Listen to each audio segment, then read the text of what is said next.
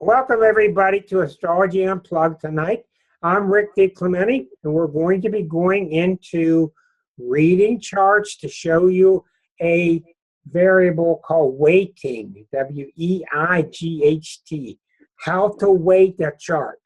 And what that means is you've got Mars here, you got a strong moon there, you got a strong ascendant here. People know their pieces sometimes, but how do you weight it? How do you know that the Mars is really strong? How do you know that the Jupiter is really weak? How do you know that the Neptune totally dominates the chart? This is what we're going to start doing, and I'm going to be going into this more and more as the weeks go by. I've already got the next two guests lined up. We're going to be having Nook Sanchez speak with us in a couple weeks, who's one of the premier writers of the Course in Miracles. And she's going to be talking to us about the end of death, about why there is no such thing. And this is some heavy stuff. Good stuff. That's what her book is called, The End of Death. And then we will have Pamela. I got you in here twice. I don't know why. And then we will have Sally Patton from the same New Mexico region, who's going to be talking a lot about really good stuff, which is the rebirth of the feminine, big time stuff. And she's a Course in Miracles person too. So I've been fortunate enough to have some good connections that have agreed to come on and talk with us. So we'll mainly do astrology, but we will be doing other things. Now, I'm going to show you Pam's chart. I'm going to start to give you a basic translation of the chart, and then I'm going to start to show you how you look at it realistically as an advanced astrologer. Do not, Sandy, do not be worried if you can't do this. Just get the idea. Get the idea. And if you've only done 5, 10, 40, 50 charts in your life, you're not going to get anywhere. You got to do charts. You got to do charts. You can't just do your family. Do charts of the good guys and the bad guys. You got to see the planets in all kind of situations. So let's look at Pamela's chart.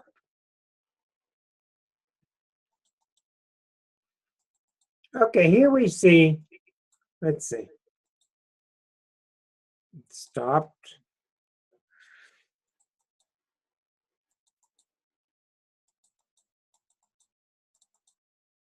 Okay, here's Pamela's chart.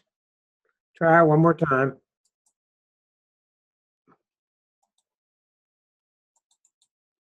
Okay, there's the chart. Come on now, you can do it. There it is. Okay, you should all be seeing, I have a monitor now. You should all be seeing Mars and Chiron at the top. Okay, let's start out very basic. What do most people do when they start? Where's your sun sign? Where's your moon sign? Where's your rising sign? Her sun is in Libra. Her rising sign is Taurus. Her moon sign is in Leo. Very powerful because the moon is next to Pluto. That changes things. The sun is in between Saturn and Neptune. Mercury is in Scorpio. So the chart is really a handful. It's very difficult. And like I said, one of my good friends is 30 minutes different. He's got 3 degrees difference in his rising sign. She was born in Rochester. 3 minutes later, 30 minutes later, he was born in Wheeling. Same year. Okay, so let's start taking it apart. This is why you work with a pencil. Don't fall in the trap. I got the chart. Well, what's it mean? Well, I don't know. I must be stupid. No. Work with a pencil. Don't try to solve it. I don't try. It's too hard. Let's work with the pieces. Then we will look for conflicts. We'll look for existential conflicts. We'll start to see patterns. Okay? The sun is in Libra. What do we know about that? She's a woman. She's a Libra. She likes pretty things. She's very pleasant. She's probably very smart and attractive. She likes pleasant things around her. She's got character. She's tactful, very street smart.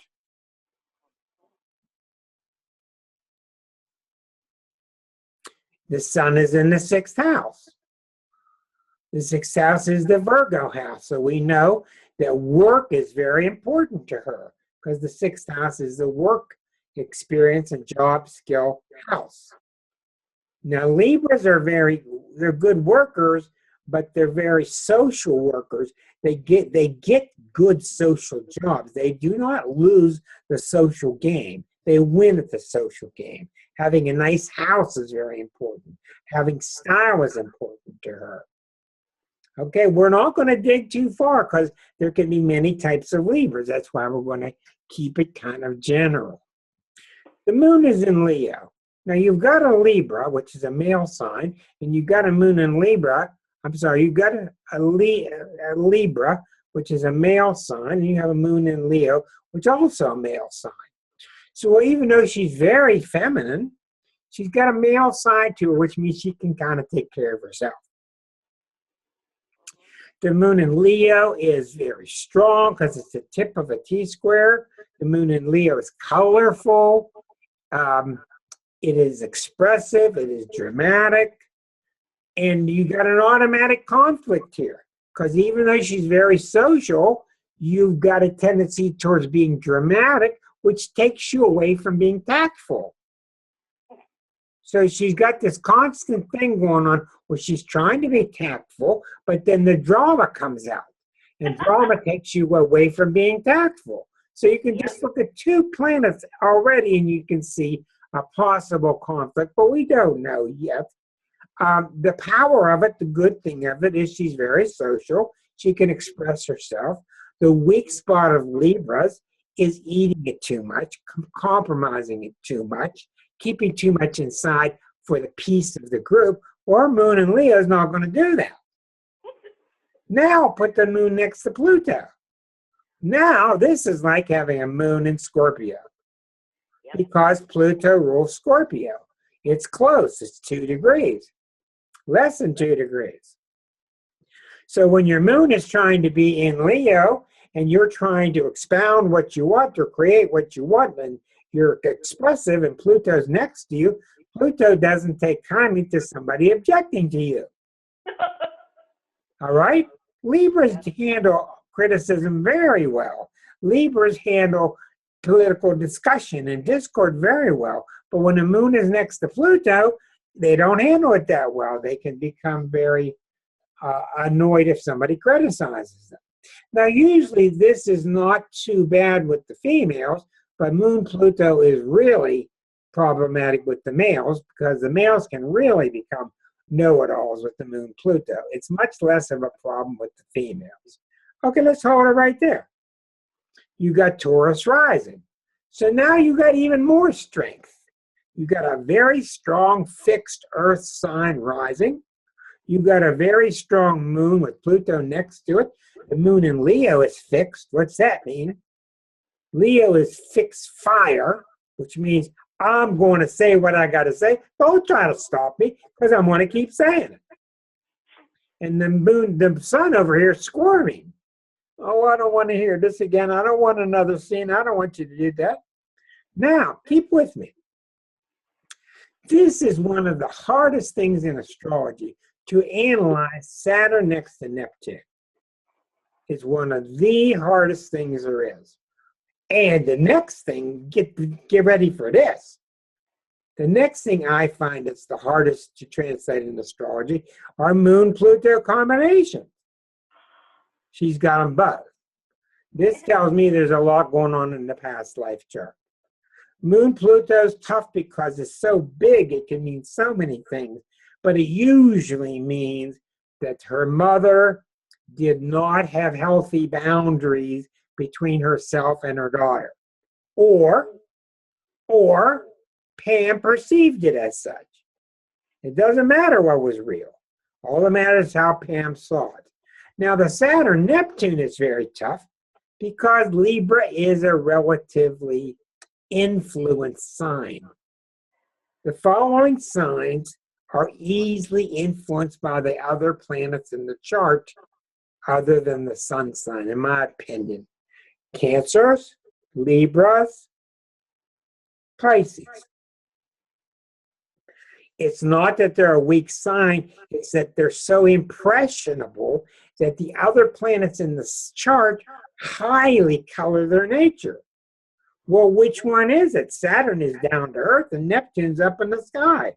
Saturn is practical and Neptune is impractical. Saturn is real, Neptune is not real. And here's their identity right in the middle. Okay, 18, 20 degrees, 18, 20, 21. That Neptune is very close to being in the middle. So she looks to the left and she's very practical about her identity. She looks to the right, she's very impractical. This is very difficult to manifest. Yep. I've seen very fine astrologers try to translate the Saturn-Neptune conjunction, and it's really hard because part of you is, I believe it, I don't believe it. I believe it, I only believe it if I see it. So it ultimately can be very good because you've got a practical side that can blend with the spiritual side, but the sun in Libra is not a strong placement. The sun in Libra gets much of his identity power. How? Through its partner. So you've got possible identity issues here. She's lucky because she gets strong identity from Moon Pluto, because Leo planets are very good about giving you a strong ego. Now look at this. Look at this Moon Pluto. 19 Jupiter, 19 Scorpio. Venus opposite Jupiter across the ascendant. Venus opposite Jupiter across the ascendant. Very strong because they're both at the same degree and they're across the ascendant, which is here. Now, typically Venus-Jupiter is not that hard of a opposition. It usually means somebody who wants the easy way. They want things delivered to them. They don't want to struggle. They want a life of ease. Now that's what that two planets mean. They want a life of ease. They're also quite able to have a life of ease. They're comfortable with it. Well, what do you do?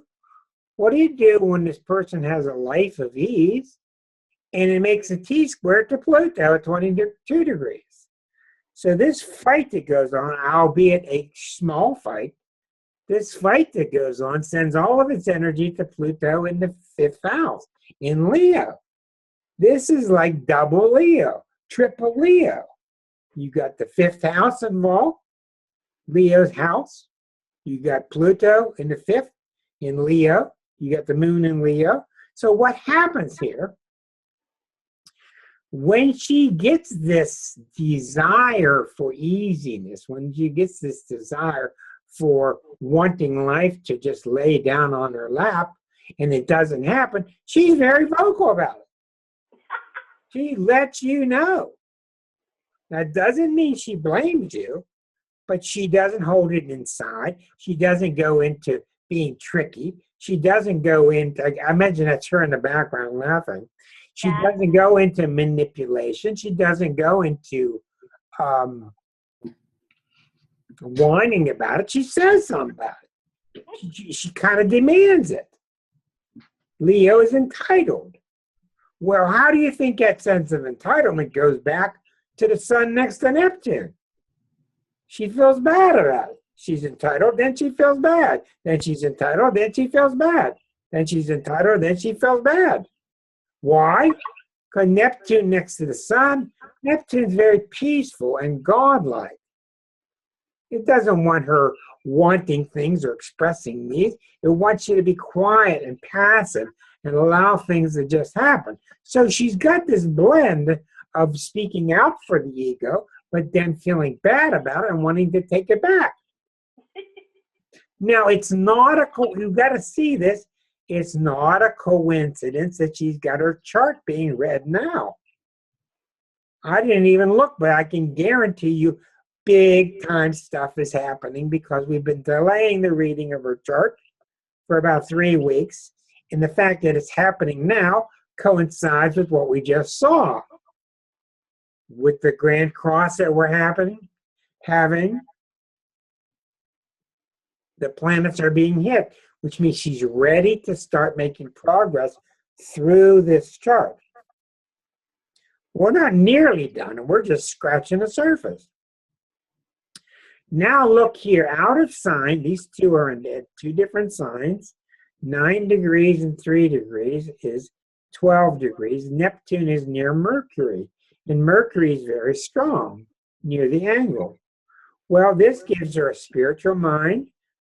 This gives her impressionable mind, imaginative mind.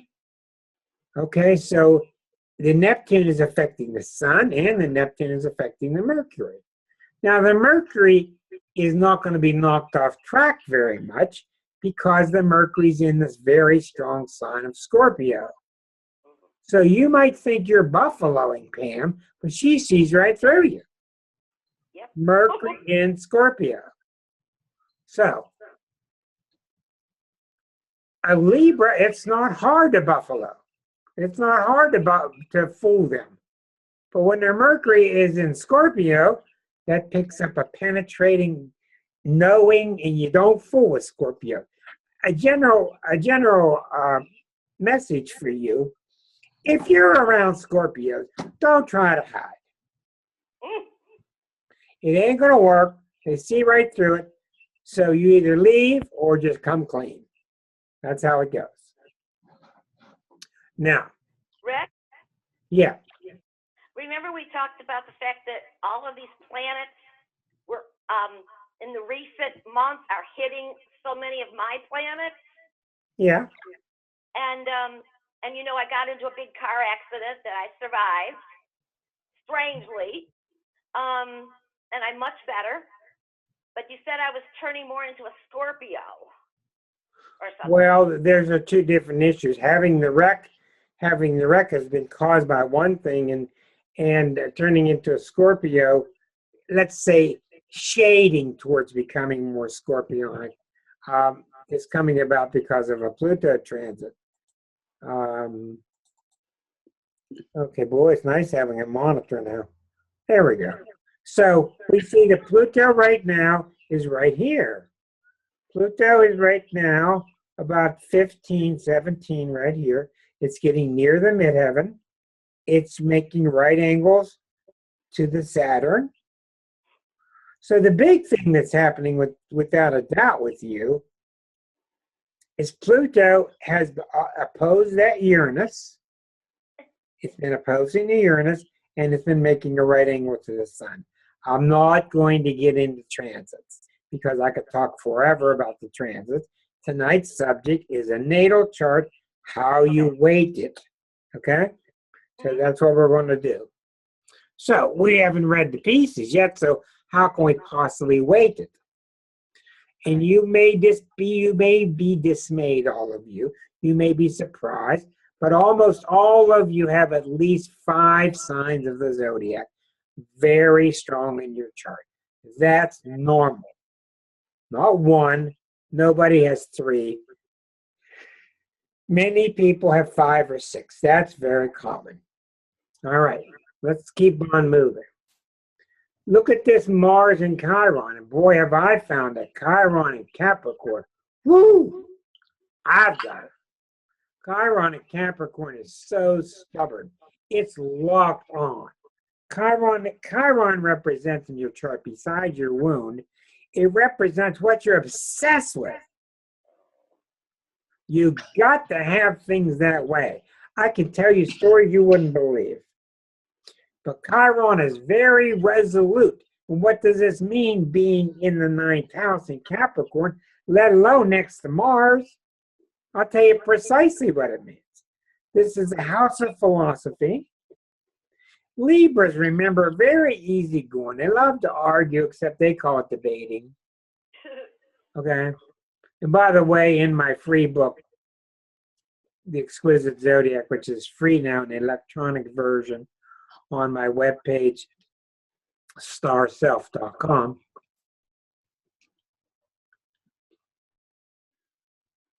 this person is not easygoing mentally. This person insists on her point of view politically. She insists on it. She insists on her point of view. Is that wrong? Nope, you're not wrong. Okay. She insists on it. Matter of fact, she's obsessed with it.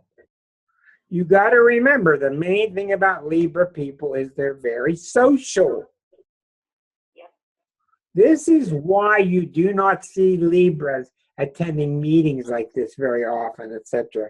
They're not really interested in what's happening out there in the cosmos. They're interested in society, what's happening at their job, what's happening with the Democrats in the news. They're very social people. Then she looks to the right, and there's Saturn. She looks to the left, and there's Neptune. Neptune is not going to allow this woman to have a social life, period. It's going to allow her to have somewhat, but she's going to be forced to look upward to the sky because Neptune is too strong next to that sun. So she can blend all this. She can work it out. It's just not simple. Now, when your wreck is involved, and I talk to people about wrecks and illnesses all the time, what's important, and this is what I'm working on in my new book, what's important about a wreck is what were you doing to suppress yourself right before the wreck? What were you doing to suppress yourself right before the wreck? I'm not going to go into it now, but that's where it's at. And your body and your soul doesn't like being suppressed. And that's why you have partial wrecks where you kind of get away, because you're only partially upset with yourself. If you get totally upset with yourself and you become very much into a death wish, you will get what you wanted.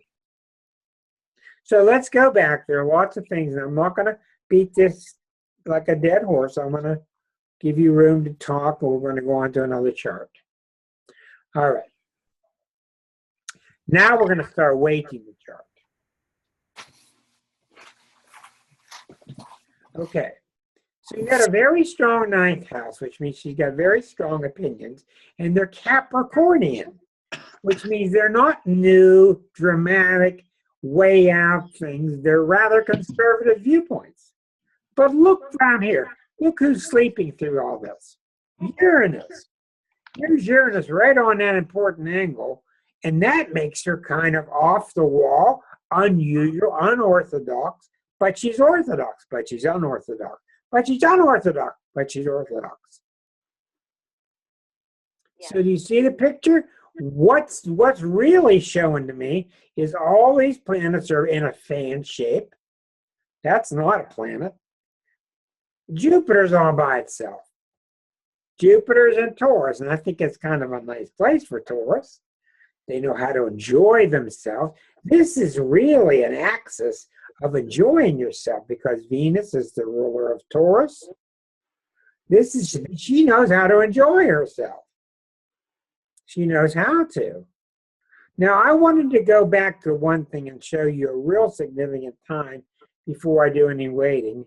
I wanted to go back to, I was looking earlier at this, and I found a really critical time when she was age 42.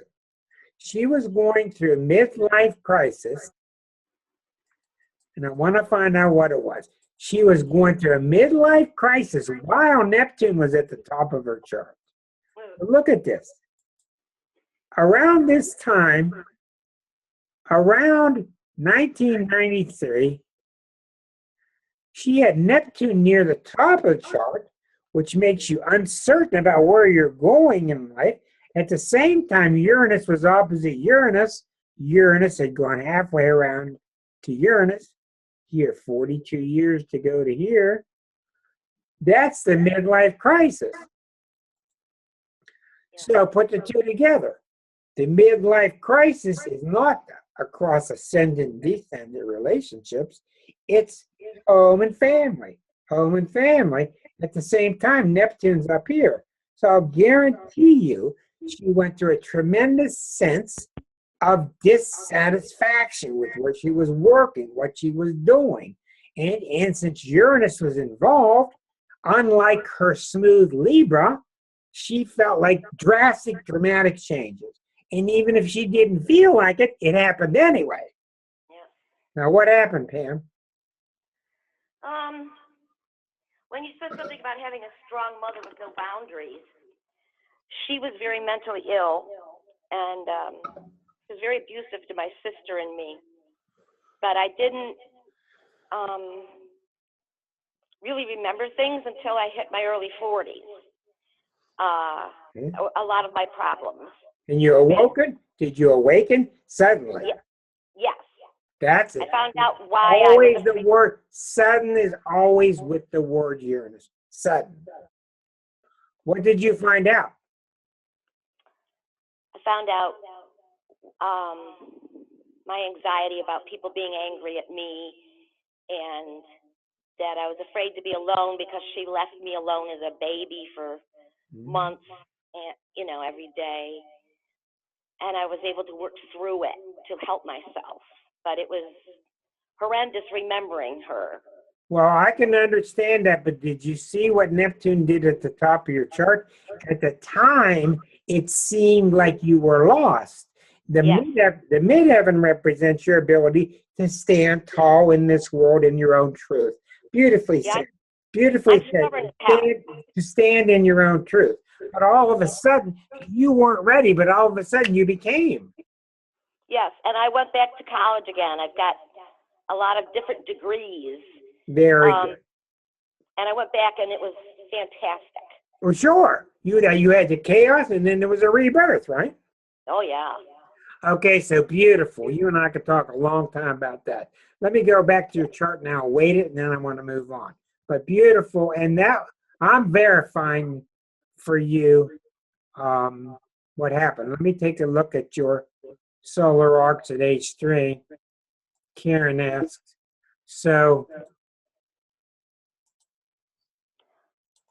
all of these planets in the past month have hit like 5 of my planets. That's very everything. Very common. Okay. All at once. Now at age 3, 2 actually. Is this what you're looking at, Karen? Pluto moon? Uh-huh. Karen, what are you looking at? I was looking at the Uranus. All right, the Uranus, okay. Yeah, Uranus 3 degrees, 1 degree per year of life. What happened with your home life and your security when Uranus hit your home line at age 3? That's when my mother finally got put away and she was taken away from us. And totally shocking, totally unsettling. Your whole world was a revolution. Right. But I was very happy. Okay. My aunt came to live with us, my father's sister. Okay, so what I want to do now is tell you this. Your Jupiter is very, very strong because it's in the first house, it's near the ascendant, and it's a bucket pattern. Right. Here's the bucket, Jupiter's by itself. So this really helps her when she starts to get down, and she can easily get down with Saturn near her sun. Oh, yeah. But with Jupiter there giving the Sagittarian upbeat buoyancy, you can see that the Jupiter is very strong. The Uranus is incredibly strong because it's right on the angle. It's more angular than any other planet. A planet near an angle is called angular, and the most angular is Uranus. This means that you need a lot of emotional freedom. And do you see how that is not Libran? Librans don't need emotional freedom. Librans need their partner. Yep. Okay, let's move on. And I'm still not using a pen. I'm still using a pencil. We know for sure that you're very emotionally intense, and you got Venus in Scorpio. So you're not the typical Libra. Well, I prefer this. No, you're passionate. I got to have it. That's where that comes from. So the moon Pluto is a very strong part of the chart. The sun, Saturn, Neptune is extremely important, very difficult to control or understand or have a victory from. You seem to be doing fine with it, but it's not easy because of Saturn and Neptune are just opposite voices. I don't think the Mars Chiron is very strong. I think the Venus is semi-strong. So obviously the really important parts of your chart are the Sun, Saturn, Neptune, the Moon, Pluto, the Uranus, and the Jupiter. I would make a bigger deal out of Venus, Jupiter, but I don't think those planets are too strong. And in the old days, they're both called the great benefic and the little malefic, which I don't believe in it. The good luck planets. So I don't think they cause that much trouble. I would analyze them by going into your past life to tell me more. Okay. Okay, now I want to stop there and ask, before I move on, who has any questions from, do you see what I did with that chart? I brought out the pieces. Then I started to say, well, this piece might be true, but this piece is already there. That's why you have to just study all these signs and know so much. You guys might think I got this down because I wrote a book on the sun signs. Liza and I are consistently talking about Cancer, talking about Aquarius, and we're updating and learning all the time. So you have any questions about what we just did? Okay, and a 1, and a 2, and a 3. We'll go to the chart of Elke. Okay? So let me get rid of that one.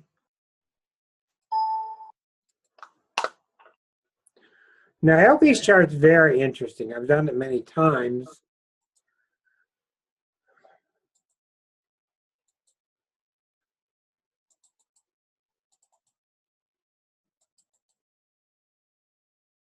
Okay, I see that you can all see that now. Okay, here we have a very intriguing chart, and I'll tell you clearly the chart is dominated by Pluto, by Saturn, and by Jupiter. This is a very atypical chart for a Cancer personality. Now notice we've had so much full moon and such dramatic action recently at the 22nd degree. So this is why Elke went through tremendous problems with her stomach and illnesses in this past few days. And she was smart enough to know she didn't freak out thinking it was written in stone. She got through it by using her medicine. She's a medical astrologer, but it did pass by, which was really a good thing. But nevertheless, there still was a sign there. Okay, so we start and we see a Cancer personality with a moon in Aquarius. Now, right away, that's very unusual because the moon placement for a Cancer is more important than any other person's moon because they're ruled by the moon. A Cancer with a moon in Aries is totally different than a Cancer with a moon in Taurus, etc. So a moon in Aquarius makes the Cancer, it helps out in a lot of ways because it makes them kind of distant and a little cool and friendly. And what's the main problem with Cancers? You always have to think at the base level. The problem with Cancers is they're too sensitive, they're too reactive, they're too hyper. Their feelings get hurt too easily. Well, when you got a moon in Aquarius, it really does help because moon in Aquarius is very strong, it's very fixed, and it leans them towards intellect. So you've got a very emotional person who has a very strong intellect, and that can keep her away from being overwhelmed with the morass of emotions. Now, on the flip side, it's negative, shadowy, because it's not a very good moon placement for rich emotional experiences. But we're just getting started. So it shows me that one of the ways to Elke's heart is to have really interesting, intriguing discussions, and then she'll just warm right up to you. And when you get to know Elke, Elke has hundreds of friends all over the world, talking about A to Z. She's just into so much. So that's why the moon placement is really, really important for a Cancer. When you have a Cancer as a moon in Cancer, or a Cancer as a moon in Pisces, like Joni Mitchell, or you have a Cancer with a moon in Scorpio, like the Republican Party, you got your work cut out because there's just too much emotion. So let's go back to the chart. All right, let's see what happens there. There it is. Okay. The rising sign is Sagittarius. Now that's even better because Sag is the opposite of Cancer in terms of Cancer.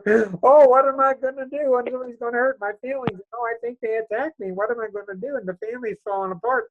They're the warriors of the zodiac. When you go to a high school reunion, the Cancers usually will look older than their partners because it's a sign of worrying. It just is that way. Moon in Sag rising really helps. It makes her more what the heck, let things roll down her back. So the Sag rising can really be helpful.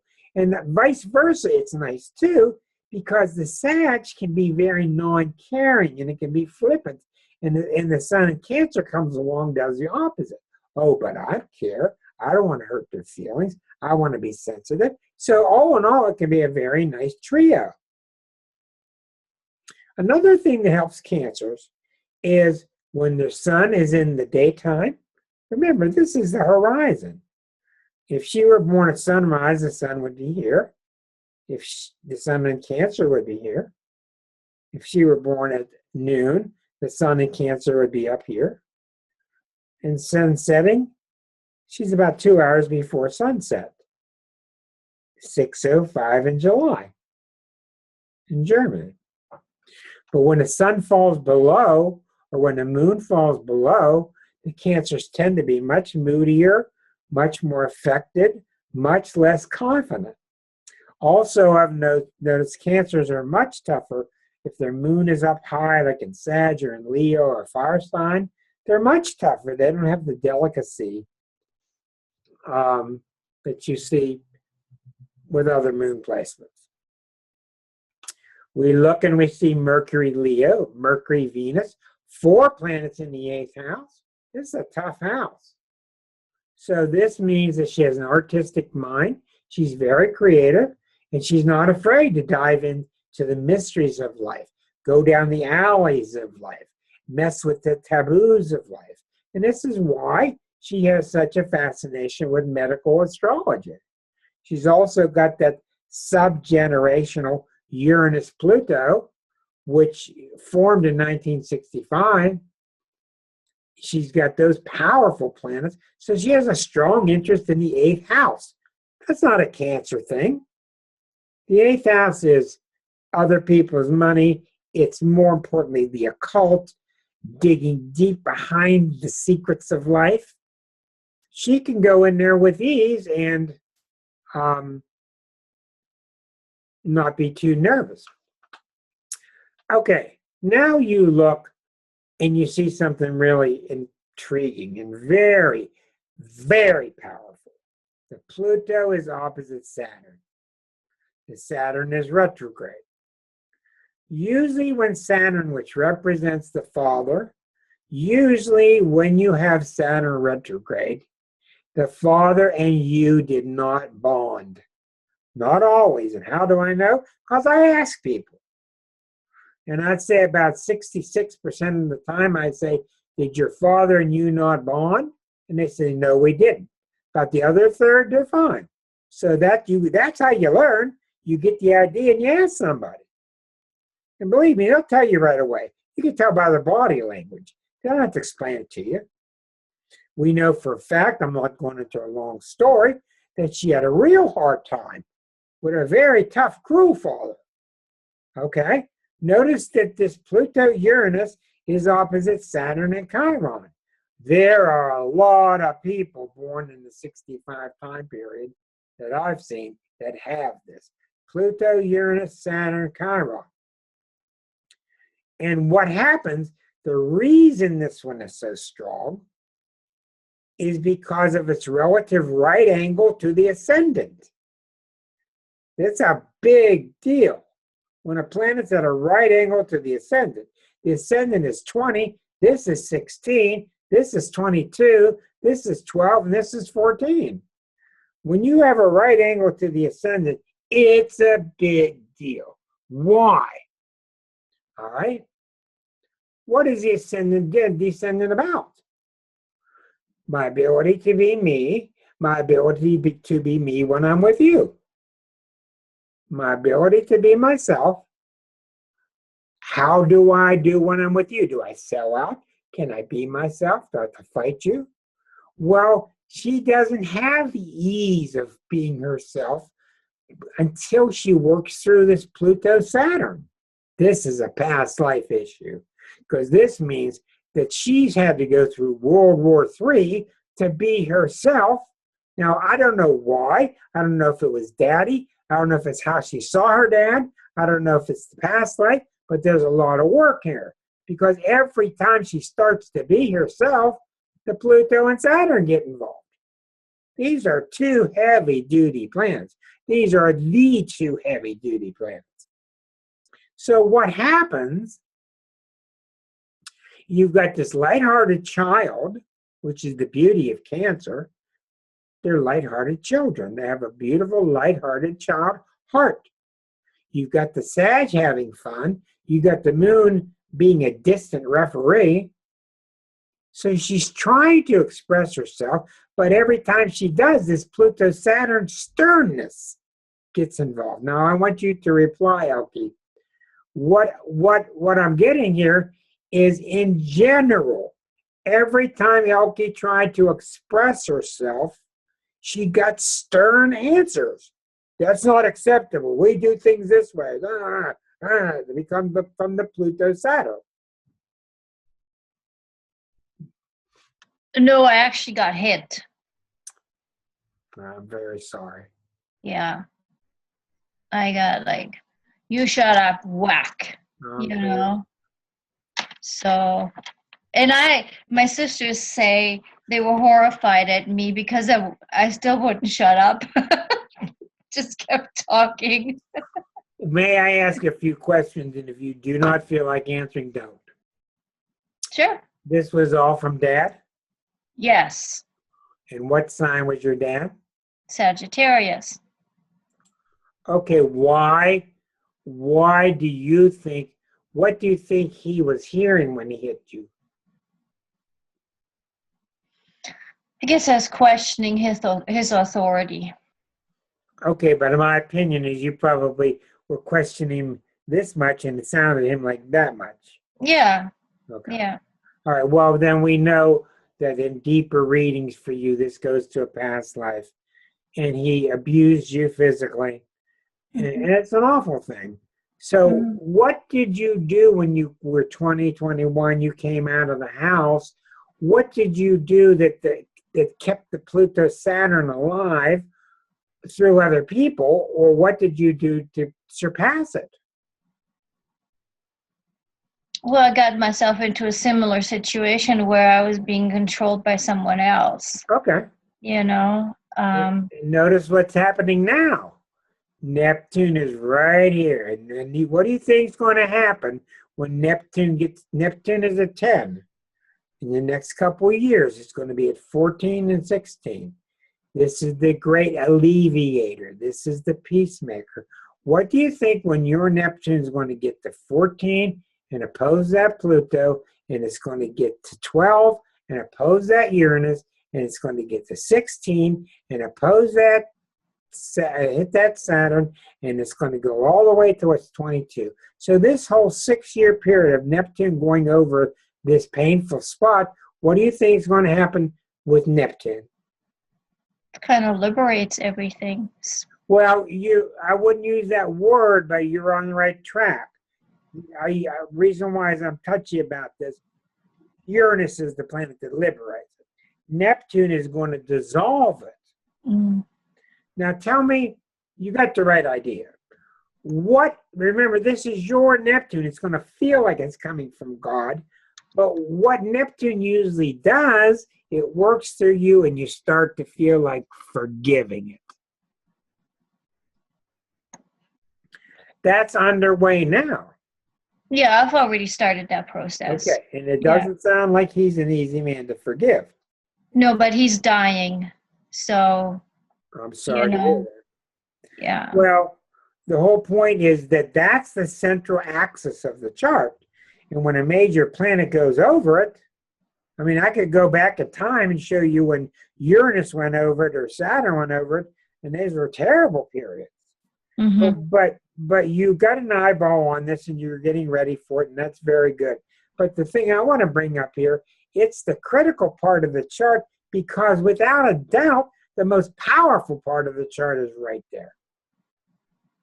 Because everything goes there. This fight that goes back and forth between 4 planets, it outputs its fight to that Jupiter. That Jupiter is extremely important, not even counting the North Node. This Jupiter in Gemini is the main planet in the chart, because all this power from this fight, if you didn't have Jupiter, thank God, you've seen people like this, everybody. You would ping pong, ping pong, ping pong, ping pong. You've seen people that ping pong and they have no outlet. And it's really painful to watch. They go to drugs and alcohol, whatever, anger. Elke is built, she's got an outlet. So this Jupiter, let me get my toys out here. Let me get my thing out. Draw. Okay, let's draw. Is that right? This Jupiter should be drawn that big. That's how big that Jupiter is. It's massive. Now, how did I arrive at that? I arrived at it because it's near an angle. It's recipient of this fight from 14, 12, 16, 22. It's opposite the ascendant. So what does this mean? What it means is that for a Cancer person, Elke comes across as a Sagittarian Gemini. A Sagittarian Gemini, and she sure does. Jupiter is the ruler of Sag. Jupiter is well placed in Gemini, and she comes across as a Gemini. Okay, so when you have a very powerful Jupiter Gemini, what do? You dive into books, you read this, you go to that website, you write an article, you send a message to Patricia, you get a message, you're up all night. Hi, John. You're just dispersing information. And if you talk to her, she's just into everything. Oh, Rick, I got a recipe for you. Oh, Rick, I got a book for you. And so what my thing with her being her teacher, because Saturn's on there right now. Let me show you that. Right now, Saturn is here. I'm Saturn. I'm the double Capricorn. Saturn is here, and it's opposite her most critical planet. Out of the blue, some Capricorn comes to teach her. Okay. First of all, the Jupiter is a marvelous outlet from a big fight, because Jupiter and Gemini, oh, what the hell? Oh, I'll take a walk. Oh, I'll go read that book. Oh, I'll get listen to music. Jupiter's always like that. It's footloose and fancy free, and that's the way she survives that terrible Pluto Saturn. Now that Saturn is there, she's ready to start seeing that Jupiter Gemini is also excessive. It is spread too thin. It is not helping her. All this time it helped her. She had to escape the direct pressure. It would have crushed the Cancer. But now that Saturn is here, working with me and working with other realistic forces in her life, she's now starting to get more realistic about that Jupiter Gemini. And that means that from inside, the mature part of her, that's the Saturn, wants to have a talk with the Jupiter. Doesn't want to destroy it. It just wants to say, hey, let's calm down. Let's not always have parties. And let's just get more realistic and see what's happening. At the same time, her husband's in very bad health. So it's a very tough issue. But that chart is very simple to see because you see how the Jupiter just sticks out so prominently. And I guarantee you, if we go through her whole life and we look at when Mars hit there and when Uranus hit there and Pluto hit there, she had massive turning points. So once again, when we go back to her chart, we see, I look at my monitor and I can see how it pops up a minute later. We see that she's got a very strong 8th house, so she's very interested in penetrating the mysteries of life. She's got the very strong Jupiter, the strong Sag rising and the strong Jupiter. So we know she loves to learn about stuff. Sagittarius never put books down. They love it. That's not a Cancer thing. She gets that from the Sagittarius. Okay? Plus we see with Saturn and Chiron in the 3rd house, don't be surprised if she doesn't write a book or several. 20 degrees, 3rd house, 16, 17 degrees. People with strong 3rd houses oftentimes write books. The moon is pretty strong. It's in Aquarius. It counterbalances it. But you know what? I come down to very simplicity in this chart. I come down to the Pluto-Saturn is a huge part of the chart. The Jupiter is by far the most important. And the heavy-duty 8th house. Those 3 things are what matters in this chart. Now, before I move on, does anybody have a question about this chart? I'm not going to go into the transits to it. That will be another week where we'll talk a lot about transits. But can you see how I take one chart with 10 things and 7 things are important, and this chart and 4 things are important? Can you see? It depends on what you're looking at. Can you see that? Now, come on now. What questions do you have about this chart? Anybody? Why don't you look at the Grand Trine at all? Oh, I look at it. Well, let's go back there. The Grand Trine, let me tell what that means. Here's the Neptune with a trine to the Sun and the 22-17 trine to the Saturn Chiron. Oh, it's very important. It's very strong. A Grand Trine, when planets are 1/3 of their way around the circle, that's called a trine. It's harmonious. It means that those 2 planets are in harmonious relationship with each other, and it really does mean that. You bring out the best in each other. Usually when there's a trine, 3 of them, they take place in the same element. In her case, Cancer, Scorpio, Pisces. I just overlooked it. I'm sorry. What that means is she's very strong and self-contained. That's the meaning of a Grand Trine. She's self-contained emotionally. And who better in the world to give a self-contained gift to than a Cancer? Because Cancers are so dependent, usually. Well, she's not. She gets great strength from fighting this Pluto-Saturn all the time. She's got a way to dodge the heaviness of the Pluto-Saturn. Now we see that because of Elke's past life, tremendous work spiritually.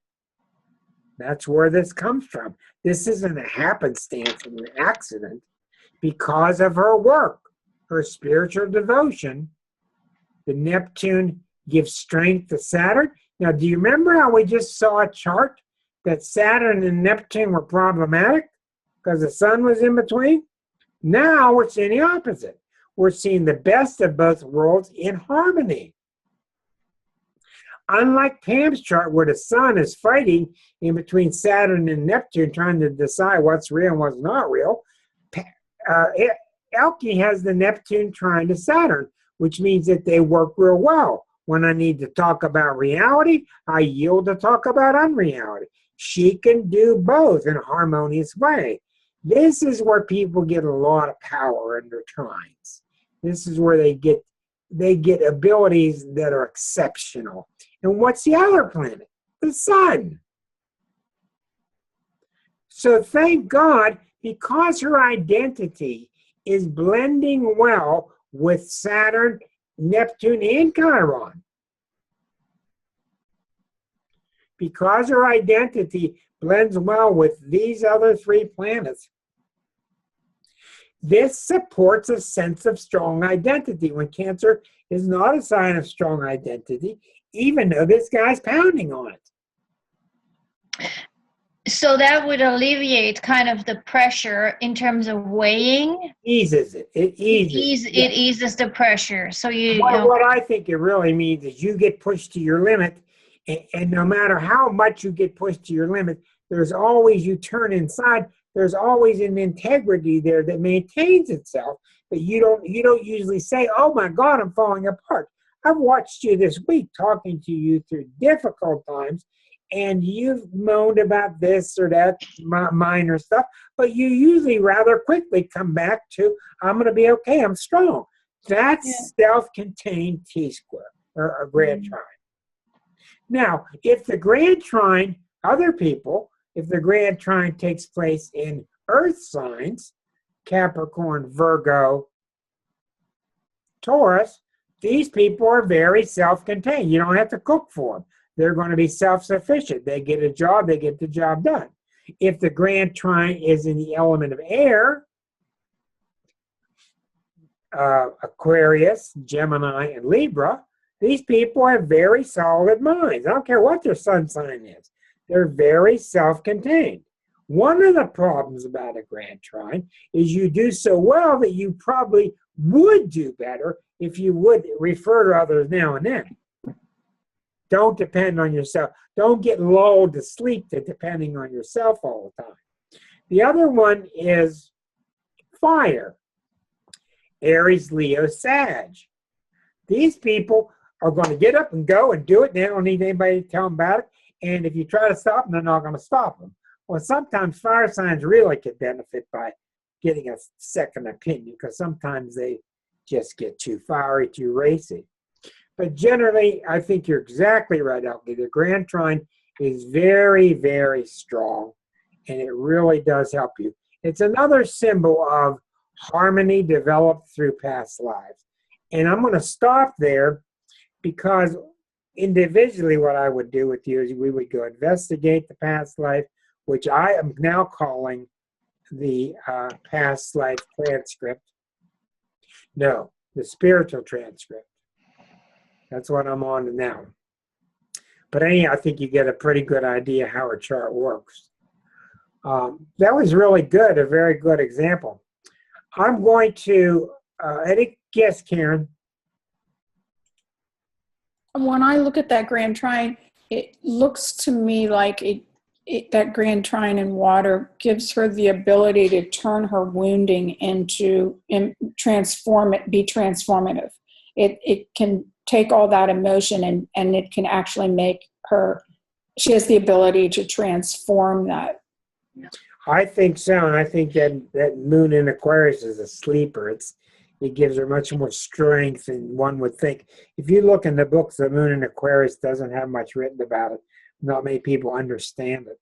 But I think you're exactly right. And that, I'm glad you pointed that out. It helps me to understand you better when I start to see you go under the influence of a negative planet, and I see that strength holds together. I think that's very good, that grand trine. I think Princess Diana had a similar chart. My chart's quite similar to Princess Diana's chart in many ways, in many aspects. I think she also had an Aquarius moon. Yes, she did. And it makes you very humanitarian. You know, That's I right. really have a huge bend. Like, Yeah.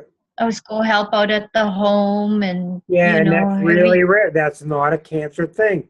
Cancers are not the humanitarians. Cancers yeah, are the ones that take care of my family and mine. And I'm worried about what you're going to do to me, so I'll take care of mine. And it's definitely what makes you big. Also, that great big Jupiter of yours makes you very big too. So thank you. I think that's a really good chart to look at. I'm but going to stop the recording now, and we can continue with our private discussions. This will appear on YouTube tomorrow.